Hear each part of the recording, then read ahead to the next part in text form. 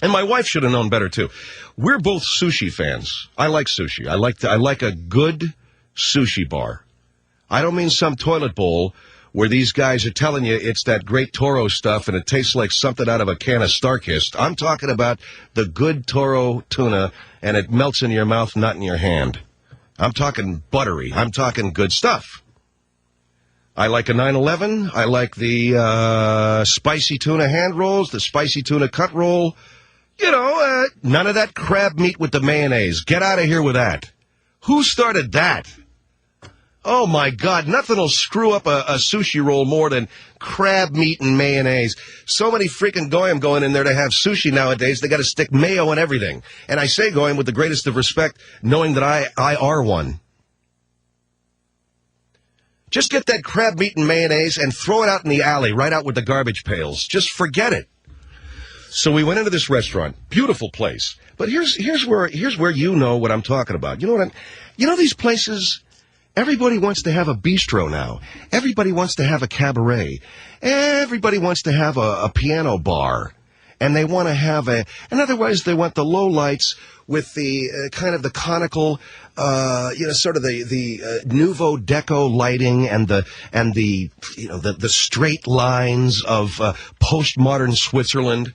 And I don't know what the hell you call it. It's just all real angular and hip and modern. And it's got the waiter with the long, apron. And he's a nice guy. His name's Chet. His hair is very loosely spiked. Maybe he shoe-shined it a little bit. Got maybe an earring. How you doing tonight, huh? Good, Chet. How are you? Great. Our specials tonight, we've got the sea bass, Chilean. Oh, my God, that sounds great. Uh-huh, my favorite. The chef urinated into it a little bit, so I think it gives just a tang. Also, they got, and they give you the whole thing. Also, we have a wonderful sea quail. This was murdered in its bed. All of these very wonderful descriptions. And I had a steak, because that's what happens to me. All of a sudden I'll go, man, that sea bass sounds good. And boy, what do they got? They got quail, and they're doing something with a turkey. Everything sounds great to me, but finally I'm so, I don't know, am I set in my ways or whatever? Yeah, what do you got for New York steak or anything? You got a porterhouse in there anyway? Yes, we do. We have one that is a bistecca. This is lightly grilled in garlic, and we garnish it, dress it, sort of truss it up and dress it, and then walk it down an aisle in onion. And we also have there's something called, what is it called, forest green salad. This one now, Janice, they tell you it's not just greens, it's like meadow greens. In other words, they go out and they hack down pussy willows and wildflowers and then throw vinegar on it. What in the hell? I also mowed my lawn this morning,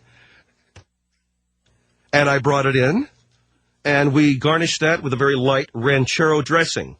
Now, for dessert, the chef recommends the creme brulee, which includes toad turd, a la maize, and all these other descriptions. Well, that's fine. Now, we were going to get these appetizers, and I'm a big pot sticker fan myself. I realize they're fattening, but who's kidding who, right? Pot stickers are great, and if they're done well, they are just delicious. And my little wife, Maria, ordered sashimi. She likes sushi, as I do. I don't like sushi in any joint other than a sushi bar. You're just going to have to I tell her that. I got forget it. It ain't going to happen. Unless that stuff is as fresh as a newborn baby, I don't want it. You can kiss it goodbye. Oh, come on. They've got some nice sushi that's been sitting out for a half hour over here. Do you want to get some? No, I do not. I don't go for that stuff that's sitting out. You know what I'm talking about? You go to these sushi bars, man, that's going around on a little track, and it's been going around for 15 days, till finally someone pulls it off, eats it, and gets Ebola. No, thank you. Anyway, I may be narrowcasting here talking about sushi, but let me get to the part that we can all relate to, and that's vomiting and diarrhea. Now, she has this sashimi. I swear to God I know that was it, because I had the pot sticker sheet. I had everything that she had. That was the only thing I didn't have that she didn't have. The only thing I didn't have that she had. So, middle of the night, she says, I feel like I'm giving birth. I said, I know what you're giving birth to, too. You're kidding. She says, no, it feels like I'm in labor again. I'm getting contracting pains. I am sick. She wasn't sweating. She wasn't feverish. I said, I think you got food poisoning. She says, really? It's the only thing I can think of. That it would come on that fast. You don't have a fever. You know, she says, I feel like living death. I said, Maria, she says, I feel like I want to puke. I said, then puke, baby. Well, she's one of these people that thinks puking is a moral character flaw. Honest to God, my wife is such a she's such a mom and a control freak, and she's just wants everything to be perfect, that when she pukes, she thinks she's committed a mortal sin, that she has to go to the confession and forgive me, Father, for I have sinned. It's been 2 weeks. What are your sins? I vomited after eating rotten meat. All right, that's right. Well, that is a great sin against God. Yeah, I should have just held it back and let it poison me and kill me. That's true. So I said, puke, will you? I don't want to. I hate puking. Who likes it? Yeah, I look forward to it. I said, I'll tell you what. I would rather puke than be feeling the way you're feeling right now. And she says, you know what's going to make me puke? I said, what? You keep talking to me. If I got to keep listening to your voice, I'll puke. All I said, look, Maria, you got to get in there. You got to vomit. So finally I said, all right, never mind. I'm going to split. It's like 2 a.m. And I needed her to get some sleep, so I knew that she just needed quiet. So I got out of the room. I went into the living room. I'm reading. I'm watching TV. It's like 2 a.m. What do I care? Because we're catching the plane the next day. We'll be gone. All of a sudden, about 5 a.m., I'm about to go in there to see how she is, and this is what I hear. Not bleh, but bleh. What the hell are you doing in here? She hates puking so much that she's trying to hold it in and let it out at the same time that it's coming out, like she's screaming like she's freaking Linda Blair. This isn't a woman vomiting. This is a woman who's possessed by freaking Beelzebub. I said, what are you trying to do? She goes, I just don't like vomiting. Well, I said, let me clue you in on something. If you let your body just do what it's supposed to do, if you just let it go, man. And then an hour later, she's at it again. I said, God, I'm going to tell you what, if I never eat in that freaking restaurant again, it'll be too freaking soon. And I resisted the temptation from calling. I didn't call him. I didn't do nothing. I can't stand that.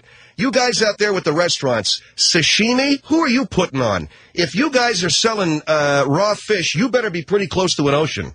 Or I'm telling every one of you cats out there listening to me, don't ever get sushi in any place other than a sushi bar, which, like I said, they got one in Aspen that's out of sight. But don't even think about it, man, unless they're at least walking distance from an ocean.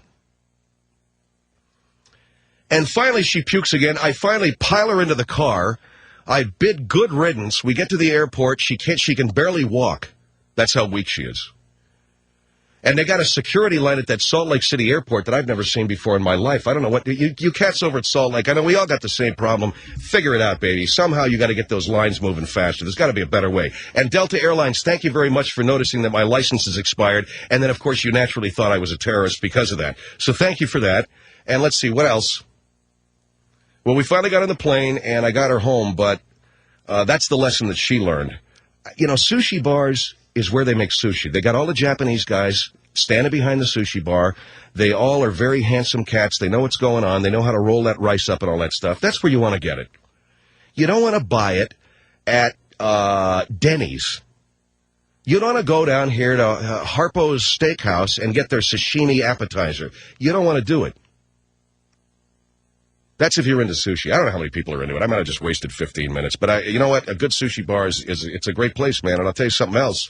I can recommend one to you, although I'd be accused of giving a cheap plug. That's why I will not mention the Westlake Grill and Landing and Sushi Bar. 1-800-449-8686. Coming up,